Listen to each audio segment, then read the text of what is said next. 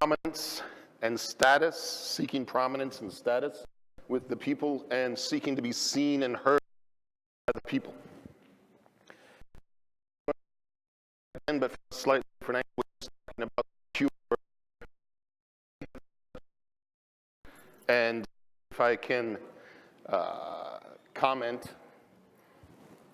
it seems timely, given what we just were hearing. So, to start, I'm summarizing what the Sheikh said, because it was longer in Arabic than in the translation, and there's a lot of points, so we're going to keep it brief.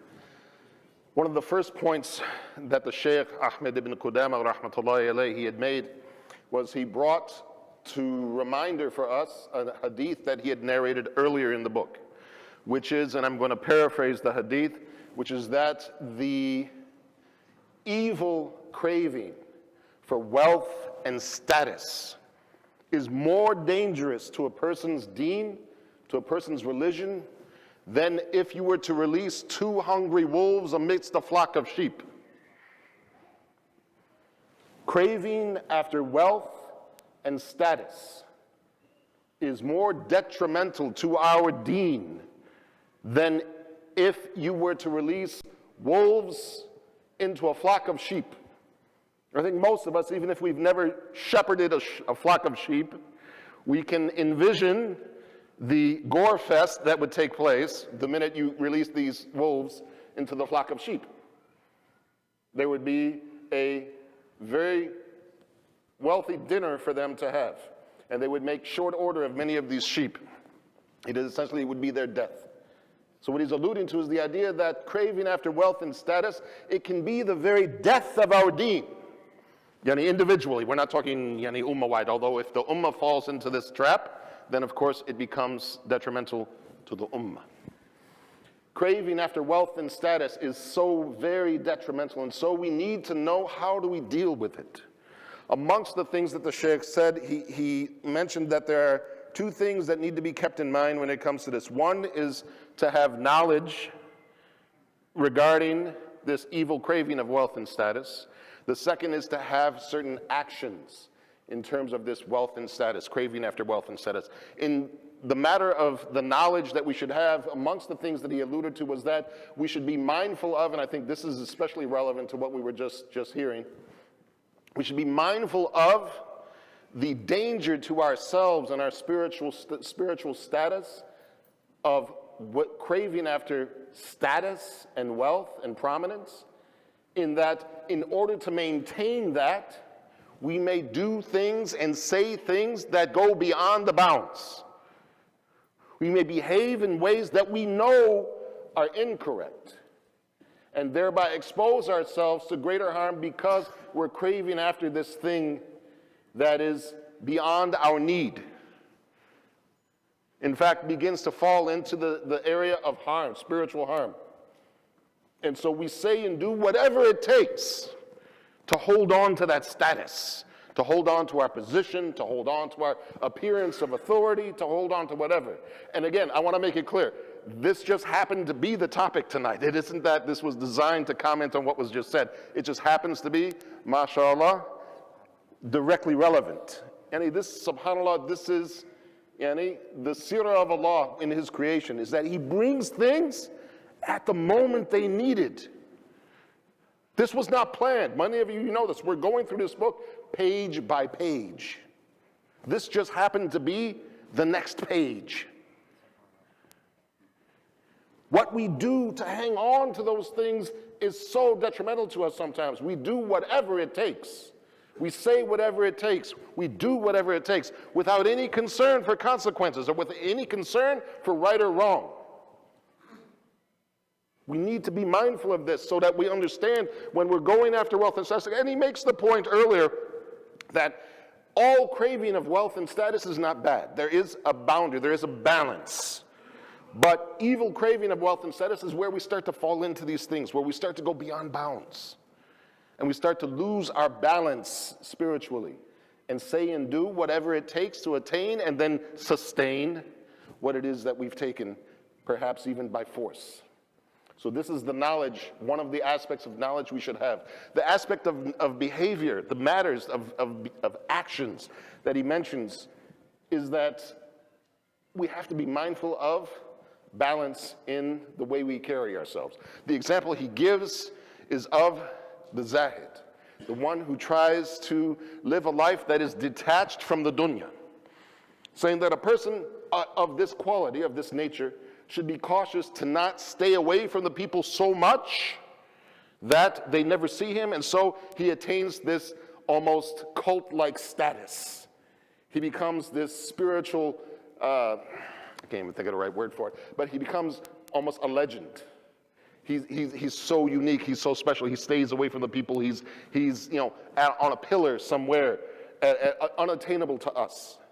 And so his status is exaggerated, and the people, they look after him, and they respond to him, and they react to him in a way that is beyond the bounds. And this is in the control of the individual, because they could make a decision, and what he tells me, he says, you should go about taking care of your own needs.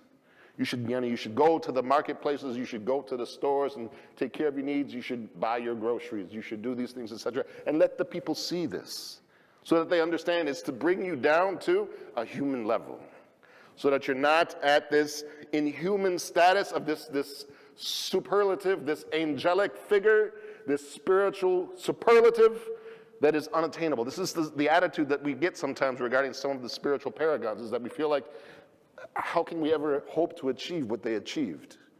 And this is the thing, we need to always strike balance. This is throughout the deen, this idea of deen al-wasat, the moderate middle path, the middle way. This is the deen, is we want to be righteous, but we don't want to be so righteous that we seem, as we say in the West, holier than thou, because that detaches you from the people. The Prophet, and if anybody was holier than thou, it was the Prophet ﷺ. But he was a man of the people. He interacted with them, he joked with them, he played with them, he ate, everything. He was of the people, but yet he still was holier than anyone that has ever walked the face of the earth. There's a balance, and we always must strike that balance so that we don't fall into this status, and we can perpetuate these things by doing this, by restraining, or if you are too much engaged with the people. Same thing, it's a question of balance, not being too much.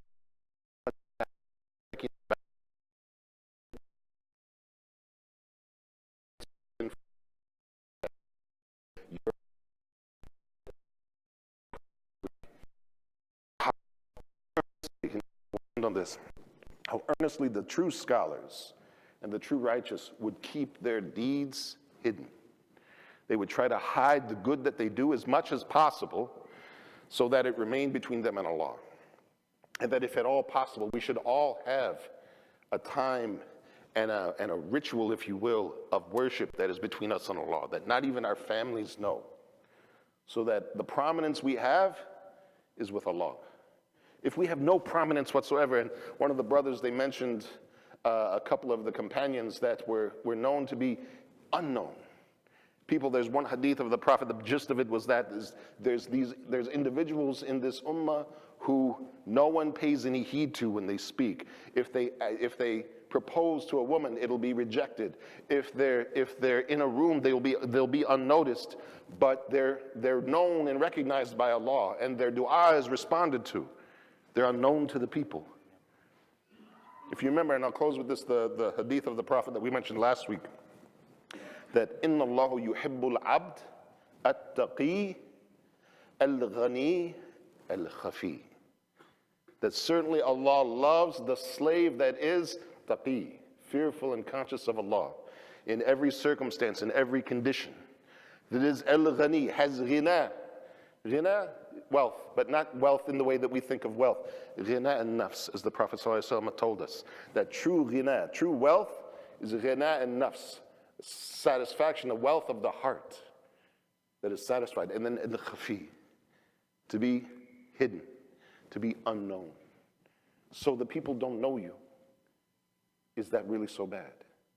Yani if Allah knows you, if Allah loves you, and we mentioned, the Prophet mentioned where He talks about when Allah loves a slave, he announces it to Jibreel. And then Jibreel announces it to the heavens. Ahlul Jannah, and he announces it to them, and they all love that person. And then they begin singing the praises of this person so much that the love descends into the earth until even the people on earth, they love this person. So if Allah truly loves you, love will eventually descend for you. But the people's opinion of us, Allah's opinion of us is what's important. And if we can maintain that balance in our minds, then the whims, the fickle whims of people will be less important to us. We live in the dunya, we have to take it into account to a certain degree, but the whims of people should not be uppermost. Allahu ta'ala alam. Subhanaka Allahumma wa bihamdika ashhadu an la ilaha illa anta astaghfiruka wa atubu ilayk.